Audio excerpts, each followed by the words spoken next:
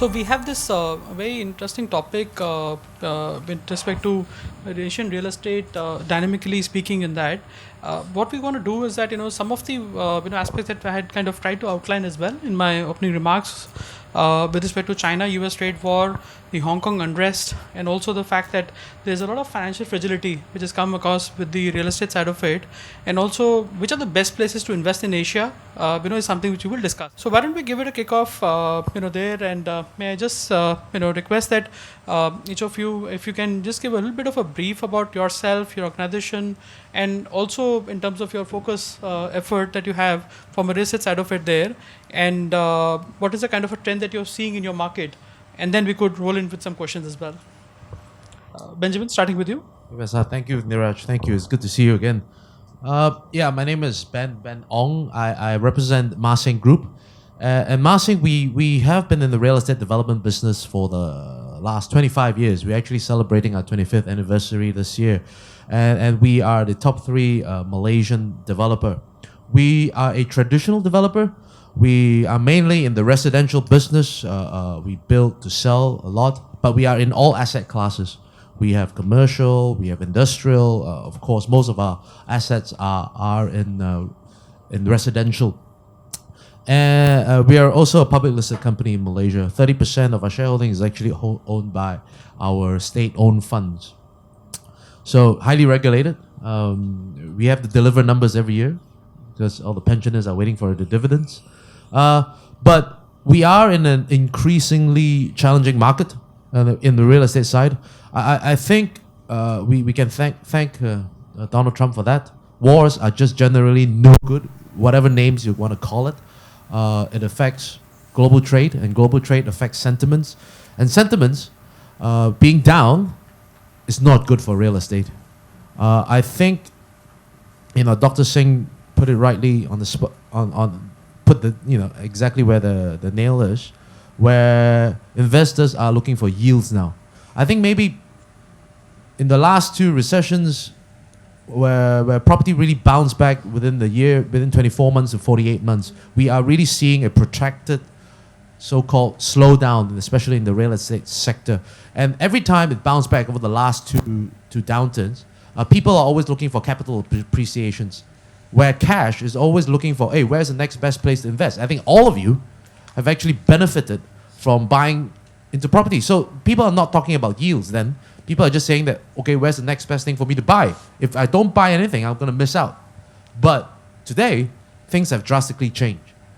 People no longer look at capital appreciation because people don't trust it at all. Whether they don't even know whether next year there will be a recession or not. So what they want to see today is they really want to see yields. And Malaysia is the same. Being in the residential market, we are fortunate enough, I would say, that we are players in the mid-market segment. We are in the affordable segment where currently we see that 80 to 90% of our buyers are local buyers who are actually looking for their own stay. So we have seen a huge drop in the investor segment. So right now, whereas in the past we are looking at about 30 to 40% foreign buyers, but really now in Malaysia's terms, most of the house buyers are mostly Malaysians, driven domestically and driven by domestic demand. Micah, if you can help us with Micah, sorry, if you can help me with your introduction of yourself, your company. Also, if you can focus, in your markets, the how the demand and supply situation has been, the absorption aspect of it. Yeah. Okay, thanks, Neeraj, and a pleasure to be here. My name is Micah Tamthai, Vice President for Real Estate for Minor International. We're one of the largest hospitality companies, restaurants, and also lifestyle in Asia Pacific. We have over 530 hotels in 60 countries at the moment, over 2,000 restaurants, mostly quick service restaurants in 30 countries, and roughly around 500 lifestyle retail outlets in Thailand. We're a public listed company in Bangkok, in Thailand here, with market cap of roughly $5 billion US. Talking about trends that we're actually facing and seeing in Thailand at the moment, I think the biggest one is probably the strength of the Thai baht. We're mostly hospitality, but we also do branded residence, mostly in the $5 million to $15 million US dollar range. And if you look back 3 years ago, the baht to US dollar was 35, 36. Right now it's like 30.2 or so. So in the past we used to price our I guess our real estate in US dollars, but now I guess number one we kind of go back to Thai baht. So something that used to be 10 million US dollars, 350 million baht, now it's only worth like 300 or so. So I think that's number one. Number two, as it's harder for us to look for overseas buyers for our type of property at the moment. So now we're looking more domestically. And because of that, we're also seeing lots of foreign buyers that used to come in, and now they're not able. They might put a down payment on a property or so, but now they can't really close the deal. I think that's number one. Number two, also in Thailand, we're also seeing an increase in bad debt or bad mortgage, but this is more locally. So one thing that I think right now it's roughly 3.5% or so in Thailand. And what the Bank of Thailand is currently doing is they're putting a new measure in place for loan to value. So right now, if any property is over 10 million baht, then you need to put at least 20% down. Or if it's your second home, third home, then the ratio kind of drops. So there's more I guess measurements from Bank of Thailand. But at the same time, it's also hurting the real estate industry as well, because this policy was put in place April 1. So right now in Q2, Q3, and in Q4, you see surplus of inventory at the moment. And if you could just add a little more on the hotel side of it, there, what are you seeing on the demand for new hotels and creation of new capacity on that? I think for us on the hotel side, I think in the hotel industry there's really two models from an investment perspective. So there's what you call asset heavy, which you actually invest your money, and there's also asset light. But for us at Miner, we actually do what we call asset right. So depending on the country, geography, our strategy is slightly different. So for example, in the Middle East and China, we don't invest any money. We don't deploy any capital. We just go look for management contracts. So for us, with the China-US trade war and so forth, our impact in China is small because we only manage and we only take fees. But for countries where we're comfortable, and like in Thailand, Southeast Asia, Europe, we did a big acquisition end of last year with NH Group, where we acquired over 300 hotels from company listed in Spain. So we're still very bullish in the hotel sector, but normally mostly in emerging markets, and also with the strength of the Thai baht, we'll look into Europe and also in the US as well. Great, thanks, Micah, on that. And Wu, you seem to be in the most exciting place in terms of the, the way the country is kind of growing rapidly and the kind of infrastructure projects being announced by the government. And you've had a very illustrious, long experience, in the working in Vietnam and supporting some of the other companies as well to see how because you were a deputy director for the Ho Chi Minh City Tourism Promotion Center, on that. So if you could, one, of course, give us a little background about yourself and the focus that you have today. Yeah. At the same time, Vietnam continuing to be of a lot of interest, and I'm sure our folks here also would be interested to know. So what are the few things that you see as trends in Vietnam today, which are impacting that, fueling the demand as well as the kind of supply which is coming in there? Is it moving towards if I may say, like from residential side of it, is it moving towards a bubble? So if you can share some thoughts on that as well. Okay. Good morning, everyone. So Vule is my name. So I'm from I'm based in Ho Chi Minh City, so I'm from Vietnam. My background is hotelier. So I'm working for like 17 years in hotel industries, and the last 13 years I'm moving to the development of hospitality real estate.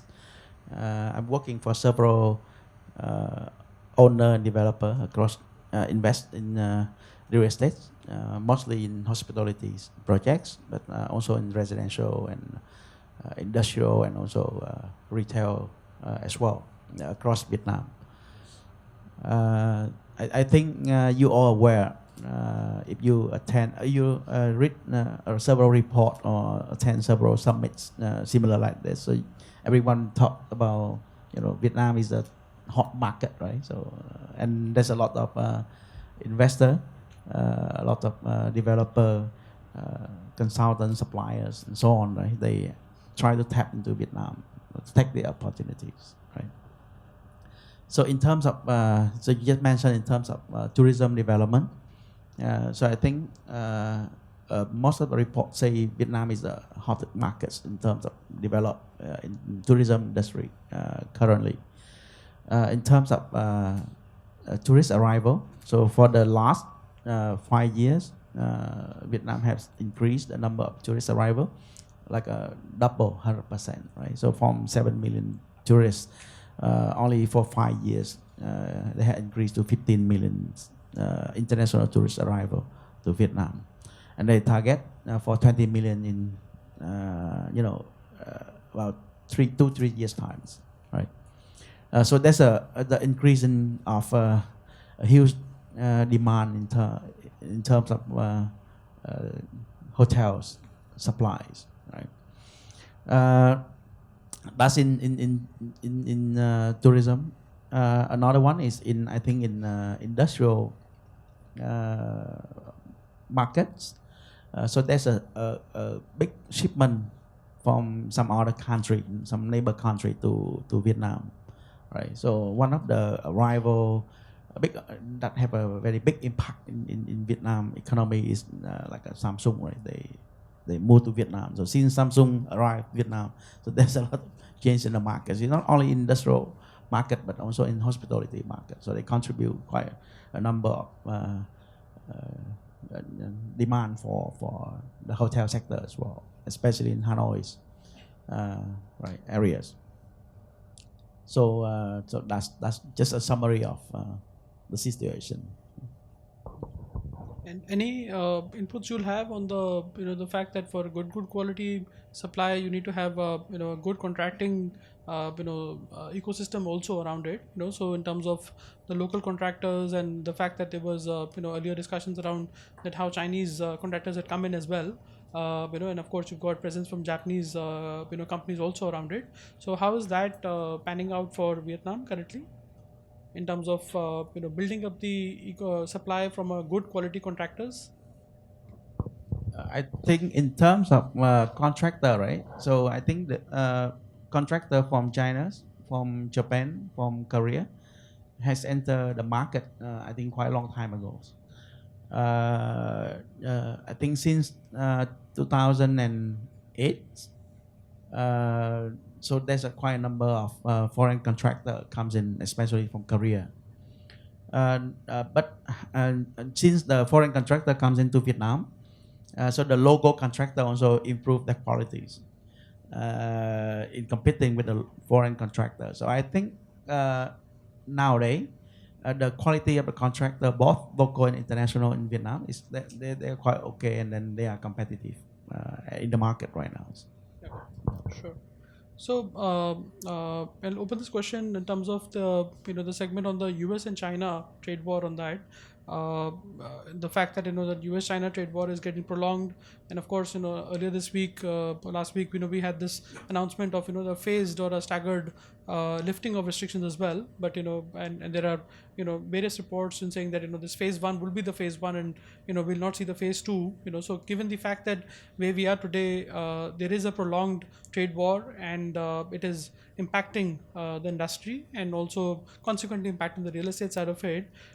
If you were to look at your operations in your country, as well as the overall aspect, or the fact that like in case of minor you operate in the other jurisdictions as well, would you help us understand that how this is getting played out from the asset class that you're operating in and the country that you're operating in as well? Starting with you, Benjamin, if you'd like. Or yeah, okay. Yeah, I mean, I tell you, nowadays it's crazy. The world has gone crazy. The trade nowadays, the economies nowadays is driven by politics. It's pure politics. You look at the current turmoil that we are facing, the uncertainty that we are facing. The trade war is literally started by the current president of the United States, during his presidential election policy, is to make America great again. And he went on a rampage to say that everybody has been cheating America. It started the policy of raising tariffs. Brexit is also a political issue that is driven more by politics than actual trade. We see it locally as well, in Malaysia, where economies are or even China, where people are becoming more nationalistic, and economies are closing up rather than opening up as before. Before we talked about open economies, we had books written about borderless world, and that is very, very good for trade, and in return, very, very good for real estate. But nowadays, where politicians comes in, and they want things to be skewed their way, throw out policies to, instead of opening up trade borders, they're actually closing up. But it's driven by politics. Now it affects tremendously on everyone. Malaysia, it affects our currency, it affects the Thai currency, and in return, we see a huge drop in foreign investments because nobody is going to invest in a place where there is a yo-yo fluctuation of currency risk. And we see that in Malaysia. I mean, we talk about suddenly, Vietnam has become the darling of Southeast Asia. But that news is all over the place. Everybody moves into Vietnam, and all of a sudden you see an oversupply issue. Now, I think if we scale it back a little bit, I think sometimes being captains in the industry, we do need to sometimes tell our government, if your government is a democracy, to sort of chill out a little bit and really see what kind of arguments they're putting out, and it's affecting trade and it's also affecting the economy. For the Malaysian point of view, again, because of the trade war, nobody wants to put down heavy investments. So therefore, we only can rely on our domestic driven demand, which is people who wants to get, still want a house. So a lot of it's not just our company, but a lot of Malaysian developers focus on domestically driven demand. And that is the only thing that we can play now in the market. There are certain bright spots in industrial segment. We do see during the trade war, we do see a lot of Chinese companies wanting to move out of China and now move to Southeast Asia, where Malaysia, we do benefit from some of these movements. Our industrial properties have seen an uptick, especially by Chinese companies moving their operations from China to Malaysia. But it will not prop up the real estate industry as a whole. It's only a bright spot at certain segments of the market. Perhaps the E&E, where Malaysia is attracting more high-tech investments, especially in the manufacturing sector. And again, it's only limited to a certain segment of the market. Okay, fair on that.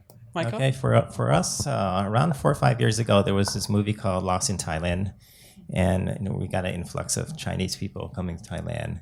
But because of the trade war that's going on, so it kind of indirectly it's currently impacting the service industry, so mainly the tourism and the travel and tourism industry. So most of our hotels in Thailand and also in the region, whether it's the Maldives, Sri Lanka, Bali or so, we're seeing a big drop in Chinese tourists, which is also hurting our bottom line. I think that's number one. Number two, with the Chinese government imposing currency control, many of the properties or people that I talked to before putting 100% or say a down payment and then closing the deal with 100%, now they're all asking for long payment terms. They're having a hard time taking money outside the country. So I think from a real estate perspective for us, even though our real estate portfolio is not as large, but it's also impacting in terms of how we actually handle the sales and some of the flexibilities that we used to didn't offer, but now we're being more flexible. But in Thailand in general, I think the biggest real estate segment that's actually benefiting is from the manufacturing or production. So I think lots of these companies that are based in China are looking to reposition themselves, looking to rebase, and I think Vietnam, Thailand, Malaysia are some of the countries that are benefiting from this. Great. So, Wu, from your perspective? I think this will be the same situation like Micah just mentioned, right? But I think the movement from the industry sectors from China to Vietnam is happening even before the China-US trade battling. Right? There's a huge movement from. There's a few reasons for this movement because of the labor cost. So labor cost in China like 3 times than labor cost in Vietnam. So that's a huge movement from this sector. So the industrial park in Vietnam is become higher demand, right, from the investor. Just give you an example, right? In 1986, when the country just opened, right? So industrial park is around 300 x land for the industrial. So up to now we have about 80,000 x land for industrial park. And the industrial park now is not only just a park or factory, but now they are moving to another level that develop like an industrial town where there's the residential, right, entertainment, hotel, hospitalities in the industrial park as well. And we are now, in my company now, is also looking to invest for hotel in industrial park to serve the industrial park as well. In terms of tourist arrival, so I think there's an impact on this U.S.-China trade battling. There's a huge drop the tourist arrival from China markets. So in Vietnam, right, total number of international tourist arrival, China market is about 30%. So there's a huge drop in this that affect most of the hotels in like Nha Trang, Nang, Phu Quoc, in terms of dropping up the occupancy this year. Yeah. Great. So I think one of the two trends that we are talking about here is that the fact that the foreign currency fluctuations has been kind of overplaying, and the domestic, the way the policies have been mapped out. So a lot more focus on domestic buyers, domestic demand coming in there, and that would kind of mean that you would also have to change some of the way the operations, from a marketing perspective, customer perspective, from preferences and other aspects of it that you would have rejigged, in your organizations around it. I think interestingly, one side we say that that like from Thailand perspective, that there has been a drop in certain amount of arrivals around it, tourist arrivals, and we've got another country which has seen a drop, but that's got a kind of compensating, or I would say overcompensated, with the increase in tourist arrival from the other countries around it there. So some interesting trend to see on that.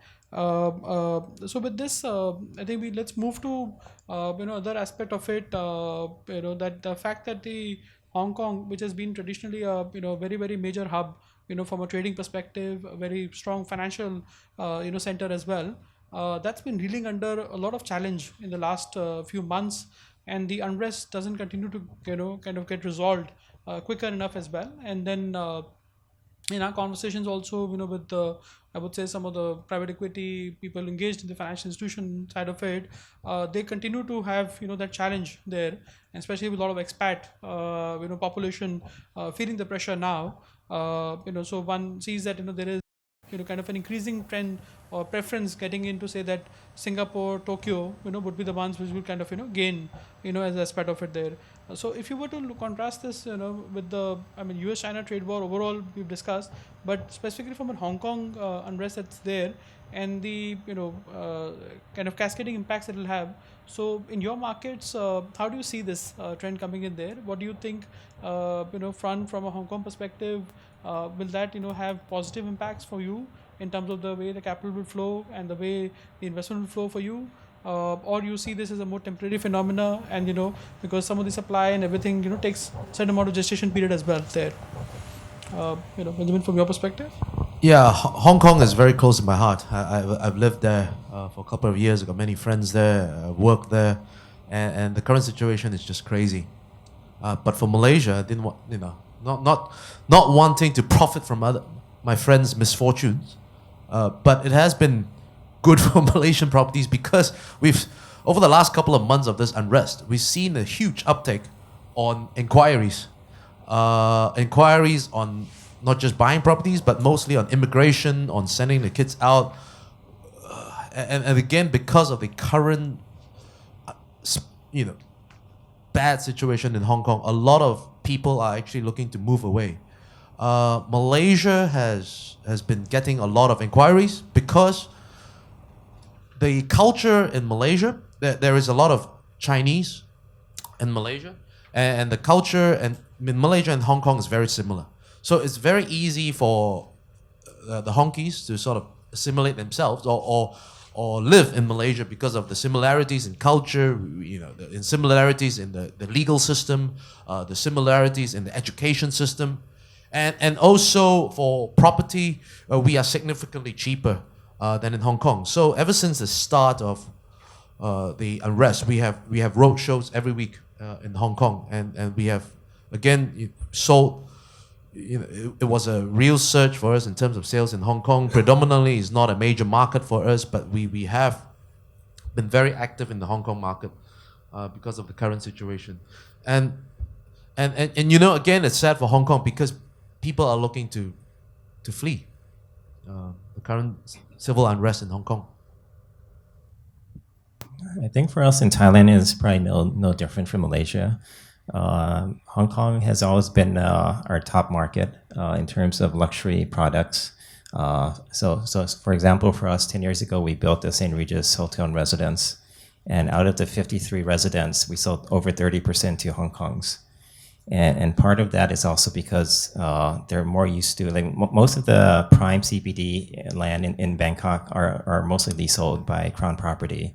So for example, our St. Regis product, it's a 30-year leasehold. And at that time, we were the first branded residence in Bangkok on a leasehold property for 30 years. So everybody thought, oh, we're probably crazy, something like that. But it took us only 2.5 years to actually sell out.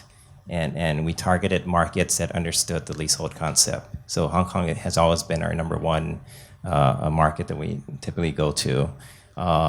Even today with the unrest, we see more and more people coming to us. Deals that we've been working on for 4 or 5 months. Now it only takes maybe 2 weeks or so. Or for example, I was up in Chiang Mai selling one of our 4-season residents up there, and been working with this person for a while. Then all of a sudden Monday, with all the situation going on the work day on Monday, he called up.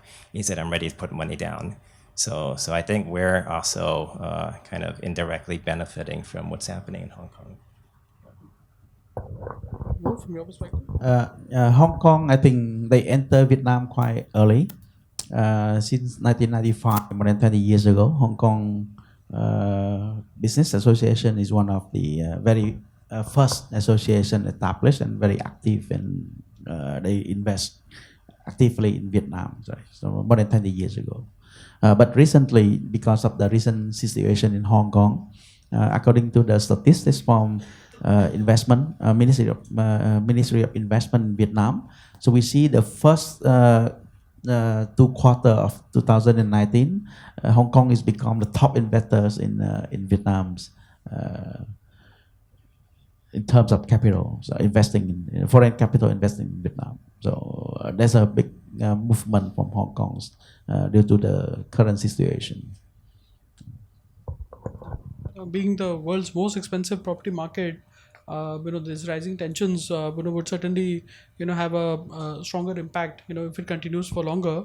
And of course, while some of the benefits would accrue to certain countries in a short-term basis around it, but the overall property market, does have a dent, on that, with, the Hong Kong economy continuing to be now, the third quarter is already in recession now. So that is something which is a worrisome, aspect of it there. So let's move to some positive, part of it there. We've spoken about the US-China trade war and the Hong Kong unrest around it.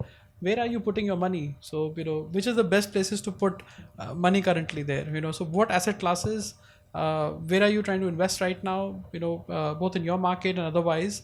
So Micah, let me start with you first on this one. Okay, I think for us, we're a little biased being based in Thailand. So Phuket is where we put our money in. Where we trade in, whether it's our hotels or residents, it's all in the luxury, super luxury class.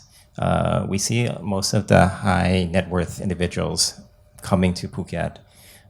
Most of the second generation, they own yachts, they own private jets, and with the climate in Phuket, I think it's just the right place to be. So at the moment, I think we have like 3-4 hotels in Phuket at the moment. We just finished our first phase of building these 15 residents in Layan in Phuket, 10 to 15 million US dollar residents. We sold 80% already, so now we're working our phase 2.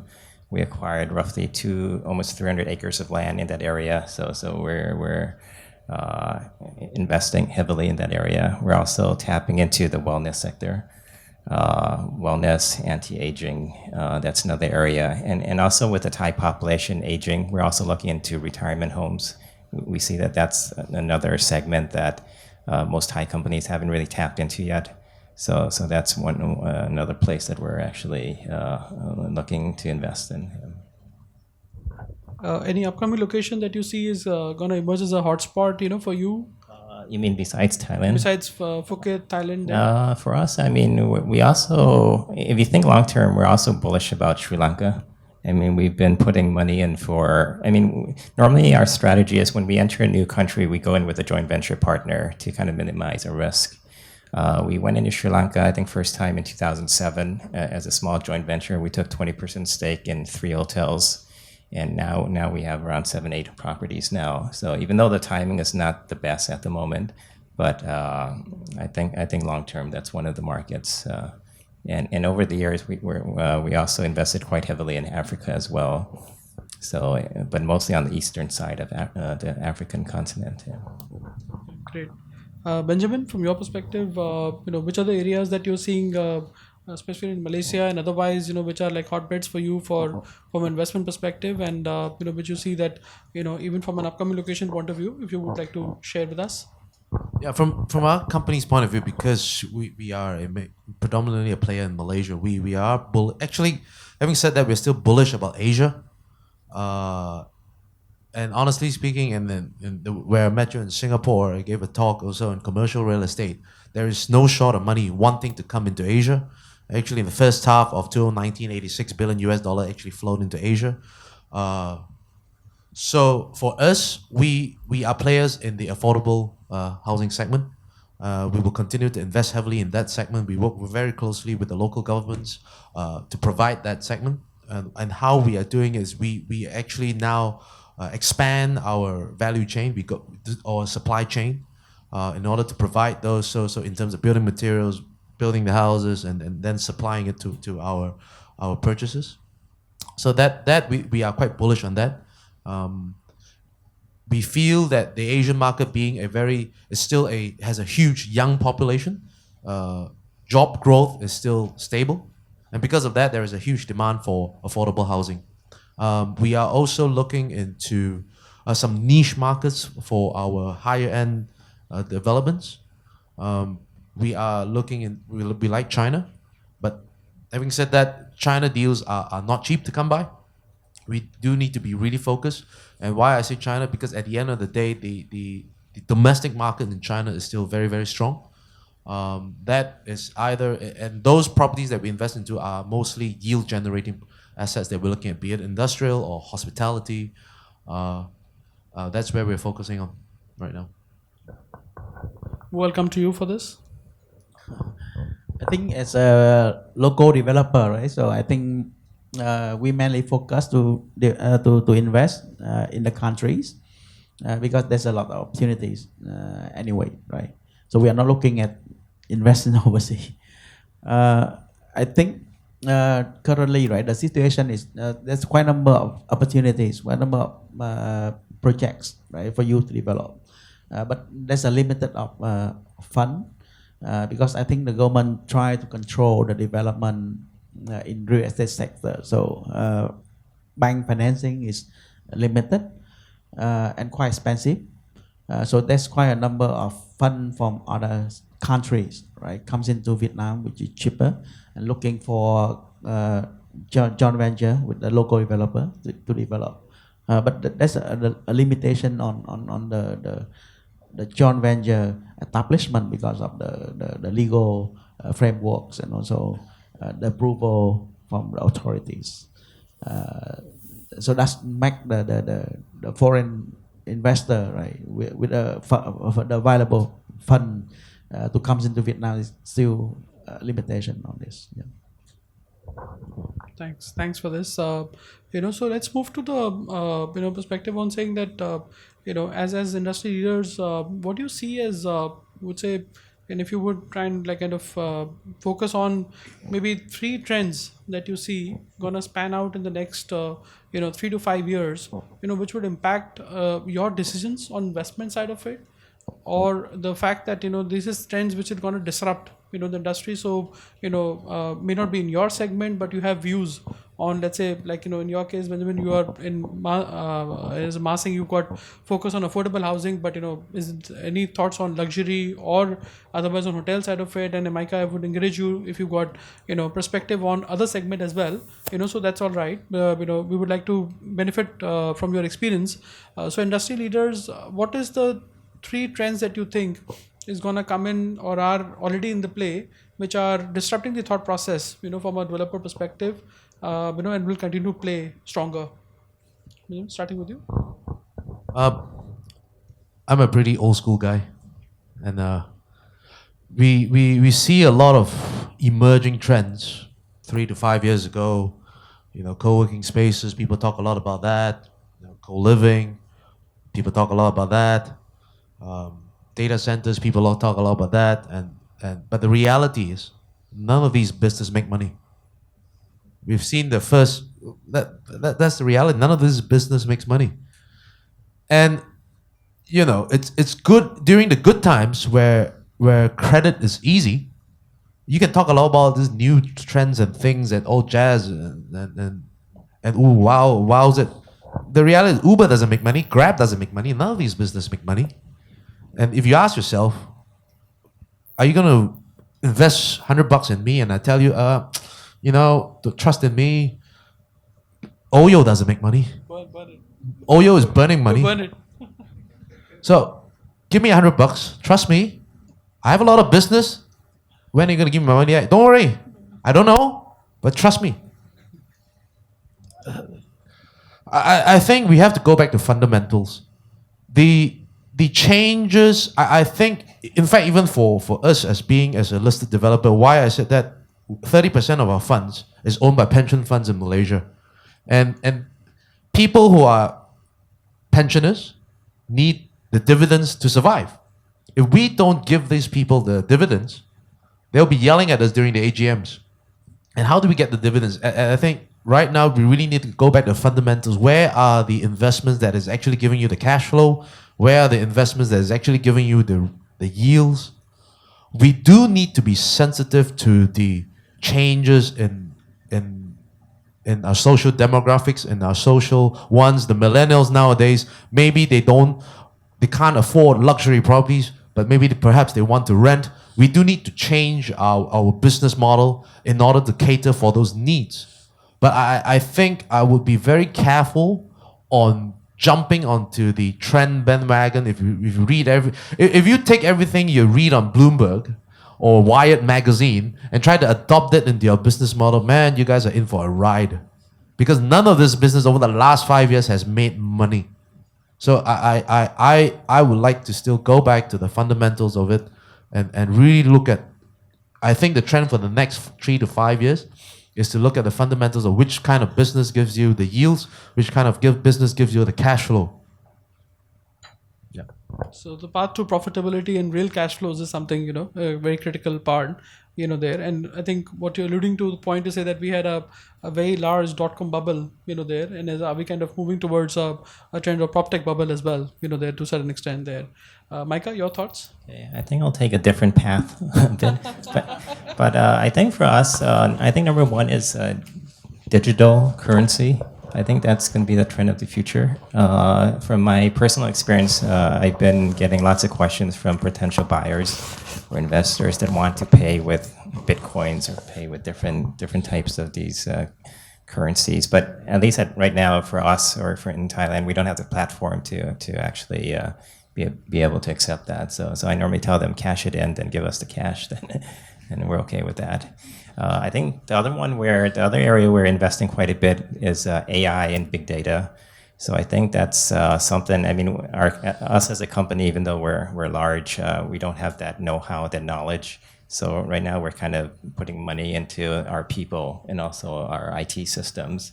I think there's lots of data we gather every day, but we just don't know how to use it in the best way to actually make money for us. Whether it's understanding your customers from a hotel perspective, understand what the trend on the real estate side is, where to build, what's the price point, and so forth. And I also do lots of M&A deals, and I know the last 2 years, or this year particularly, the deal flow has dropped quite a bit. I think it's in the 15-18% range, and I think next year would probably be similar. But I think in the long term, there'll be more, what I call inbound M&A deals in China, because now most of the deals you see are either in the U.S., Asia, Europe. But I think for international players, I think we'll play a bigger role in China in the future. So interesting. What you're saying is that be receptive to what's happening around you, and the fact that while the and Ben rightly said as well that that there is a very strong focus the companies need to have from path to profitability part of it, but at the same time how a brick and mortar organization as well or the traditional organizations need to imbibe technology and build their businesses all over again to a certain extent to say that how they are approaching customers, how they're fixing their own processes from an efficiency perspective, and be more agile there. Wu, with this I'll come to you. What do you see as a couple of trends from a hotel industry and otherwise, if you would like to comment on? So for me, I'm looking at the investments in Vietnam, right? And I think we are for the next few years. I think the investor in Vietnam need to look at the sustainabilities in terms of investment, because recently, right, because of the hot markets, so people is willing to take big risks in a big return, right? But nowadays, I think the market is more established. So the investor have to look at sustainability in terms of investment rather than to take a big high risk in terms of invest in the projects. For example, right, there's a market downturn right now in terms of development of like a condotel, villas for sales right now. So a few years before, people are rushing to establish and build a lot of condotel villas and things like this, right? But now they cannot sell anymore. So they have to look at sustainability in terms of investing in real estate. So judicious, focus on investing in a way that it can meet the requirement, but not overbuild. From that point of view. So with this, I think we've got a decent conversation going with respect to certain amount of trends, certain amount of issues which are there in that. I would, and in the audience, we've got a large audience here and a very patient audience as well. You've heard Mr. Singh, myself, and the panel as well. So I would like to open this, for some audience questions here. If you could kindly raise your hand and you can just give your name and the organization you are from and what's your question, and if you have a question to a particular panelist, if you can mention that as well, that would be very helpful there. So we can take, I think, 3 or 4 questions with the time permitting right now.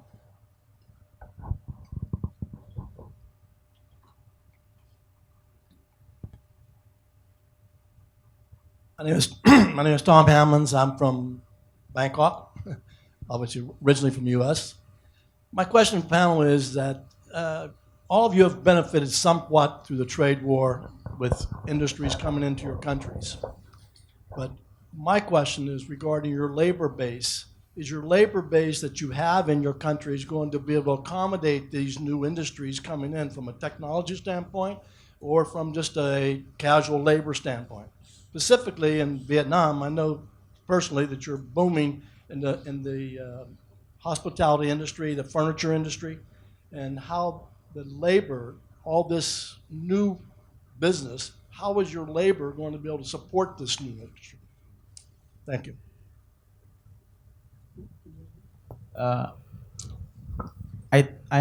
think that's a very sector who can benefit and various sector which is cannot benefit on this. For example, you talk about high tech, right? High skill people, right? So some of the investors they are suffering on this.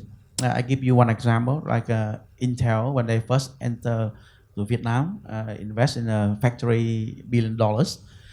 They could not even fire a qualified engineer to work for them, right? So they have to train for themselves. So that's how the labor force in Vietnam, right? But in terms of you talk about casual labor, right? So there's quite a substantial number of casual labor available for normal works in the factory, right? Or in terms of hospitality industry, right? Hotel business, I think labor is not an issue, but in a certain area also is a big issue, right? So depends on the area you invest, depends on the sector you invest, depends on the skill, right? You require. So there's certain areas there's a substantial resource available and which is very very good, but in certain areas it's still an issue for the investor. For example, I give you an example in hotel business. He also invests Vietnam, right? So in Phu Quoc Island right now, so because of the increase, substantial increase in hotels, new hotels, and then not many people want to go to the island to work.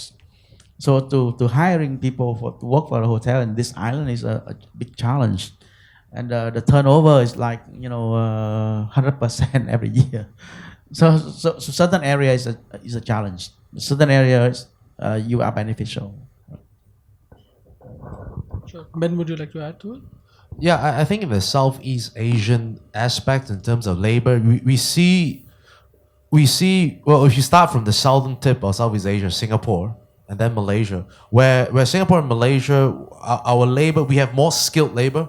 So a lot of the investments, especially in manufacturing, that comes over to that part of the region, we see they require for higher skill sets. So more on the high-tech sector, a lot of precision engineering, a lot of car manufacturing goes to Malaysia, especially the start of the trade war. I mean, over the last 9 months or so, we ourselves have seen like 2 companies from China, mostly doing precision engineering and also high-tech manufacturing for mechanical parts that come to the region. But in terms of casual labor, Malaysia do have a problem. We do not have enough population to support the casual labor. Let's say, for example, like our construction workers, we have to import a lot of construction workers from Indonesia or Bangladesh, which is very different from Thailand or Vietnam, where the local population is bigger. So depending on which sector of the manufacturing market, let's say if for the lower tech market, for clothing manufacturing, Chinese companies have been moving to Vietnam even since before the trade war, because cost of labor is cheaper. Cost of labor is slightly more expensive in Malaysia. I think it's in the middle ground in Thailand. So it really depends on the companies, and if you need higher skilled laborers, usually they'll flow down to the southern side of Southeast Asia, to Singapore, to Malaysia side, and it progresses upwards. I think also it's a good, a very strong responsibility on the government and also the incumbent private sector as well to kind of create a mechanism around it, because the number of universities which are required and the focus on number of courses to be reduced, China has benefited tremendously by having a large amount of universities getting opened, including the technology side of it, and with English speaking population really changing the game for them. And the fact that private sector as well, especially the larger players, I think clearly have a larger responsibility as well to create academies and have the training going on there. If I take a very quick thing on India as well, we are on the verge of saying that we would have the demographic dividend come to us, where we peak in 2030s, there around it. But there are urgent actions to be taken by the government and by the certain players to see that the skill upgradation is happening in a right manner there in that. And if you don't, the next 4 or 5 years will determine whether you miss that entire journey as well there. So That's something which is it's a very difficult ask as well. With the fact that you have population, but then how do you transform such a large population to a skills requirement which is changing as well in that there. So, but we'll see how the times unfold. Any other question there? There we got a lady at the back, please. If you can get the mic to her.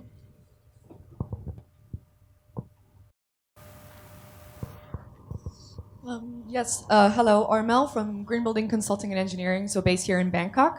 I have a question on, so to all of you, and basically in different markets, how do you address like the concerns and issues around sustainability and the pressure on this from a market point of view? So millennials, for instance, but I'm also speaking about the hospitality sector, but also from an investment point of view where there's increasing demand for environmental, social, and governance benchmarking and ratings to vet assets. Would you want to take Micah first? I guess I'll start, but sustainability is very important for our company, and we actually, for a couple years in a row, won Dow Jones Sustainability Award. But we do, on our hospitality side, do focus quite a bit, whether it's projects with communities. We do universities. Many countries we go into, we try to employ at least a certain amount, whether like in African countries, maybe 20-30% are locals. We established hospitality school. In Thailand, we just got a license to do a hospitality school with La Roche from Switzerland. So that's how we kind of train our people.